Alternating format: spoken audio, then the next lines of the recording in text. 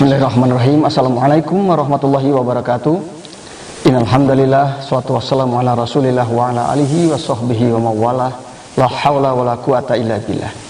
Kali ini kita bisa berjumpa walaupun melalui layar televisi.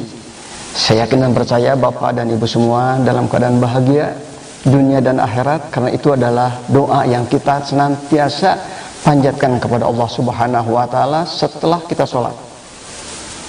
Saya ingin bertanya dalam acara seperti ini kepada Bapak Ibu, sudah berapa lama Anda berdoa kepada Allah Subhanahu wa taala dengan doa sapu jagat yang Rabbana atina fid dunya hasanah wa fil akhirati hasanah wa qina adzabannar. Artinya kalau Anda berusia 50 tahun sekarang, setidak-tidaknya 45 tahun Anda berdoa itu. Kalau Anda berusia 20 tahun, setidak-tidaknya 15 tahun Anda berdoa itu. Karena biasanya doa Rabbana Atina ini diajarkan kepada anak-anak balita, anak-anak TK. Berdasar sekali doa ini diajarkan awal.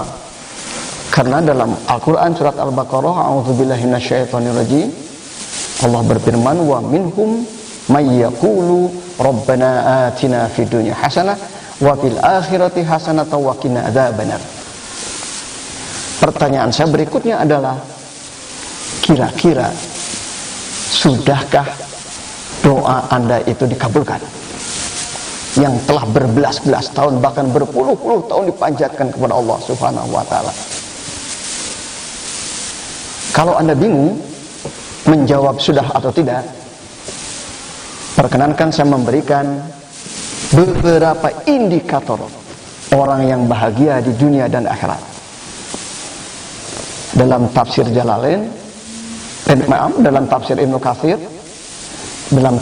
Katsir, disebutkan bahwa setidak-tidaknya ada 8 macam indikator orang yang bahagia di dunia maupun akhirat. Nanti urut saja berapa Anda mendapatkan indikator tersebut. Kalau yang sudah, alhamdulillah. Kalau yang belum, kita capai nanti pada waktu yang akan datang. Indikator yang pertama, ini hebat. Orang yang bahagia itu adalah orang yang al-afiyah, mempunyai kesehatan. Kesehatan lahir dan batin. Bayangkan pemirsa, sehebat apapun Anda, orang yang kaya raya, yang berpangkat tinggi, punya gelar yang banyak, kalau sakit nggak bisa apa-apakan. Boro-boro sakit yang membahayakan jantung umpamanya, umpamanya, sakit batuk saja, sakit satu gigi saja, Anda sudah kelabakan. Ada 32 gigi yang kita punya, satu gigi saja Anda sakit, tidak 10%, bukan main, kan mengganggu kehidupan kita. Mengganggu makan, mengganggu pergaulan, mungkin bau, mengganggu yang lain-lainnya berbicara. Jadi, kalau Anda sekarang sehat, secara lahiriah dulu, Anda telah mendapatkan kebahagiaan itu. Syukuri. Karena dengan bersyukur nanti akan dipelihara. La in syakartum la azidanakum wa la in kafartum inna adzabi lasyadid. Betapa mahal sehat itu pemirsa. Kita tahunya adalah pada saat kita sakit. Berapa biaya ke dokter, biaya obat, biaya untuk diopname. Tapi ketika kita sehat, banyak yang tidak mau memeliharanya. Itu baru sehat lahir. Sehat batin, ini nih, yang kadang-kadang kita tidak pernah merasakan bahwa kita ini punya penyakit.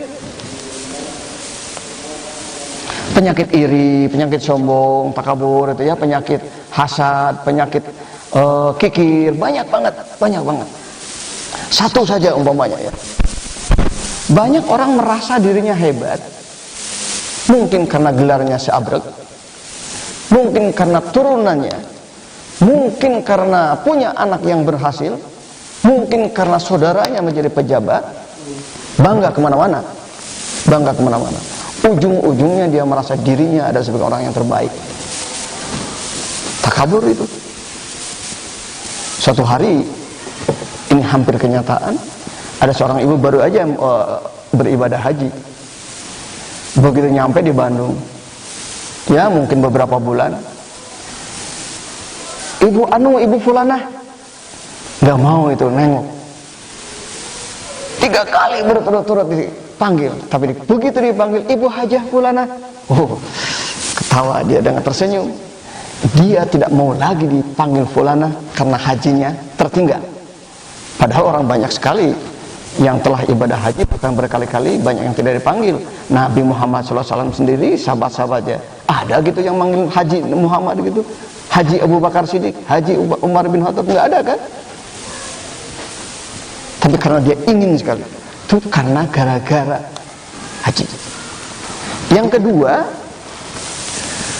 ini darul rohibah, orang yang mempunyai indikasi atau indikator bahagia di dunia, dia mempunyai rumah yang cukup, rumah yang memadai. Hebat ini Ibnu Katsir menyebutkan, kenapa tidak darul katsir, rumah yang banyak, atau darul kabir, rumah yang besar, tapi darul rohibah, rumah yang cukup. Sebab banyak sekali orang yang mempunyai rumah besar tapi tidak dihuni, mereka malah menghuni di LP Sukamiskin umpamanya.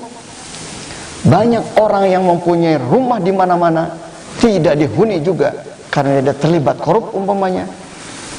Bayangkan kalau kita mempunyai rumah yang cukup, yang kita tinggali, yang menyenangkan. Rumah yang menyenangkan, saudara-saudara, para pemirsa radar yang terhormat, setidak-tidaknya cirinya satu, di situ sering dibacakan ayat-ayat Al-Quran. Nawiru buyutakum biqiraatil Quran, kata Nabi. Cahayai rumahmu itu dengan bacaan-bacaan Al-Quran.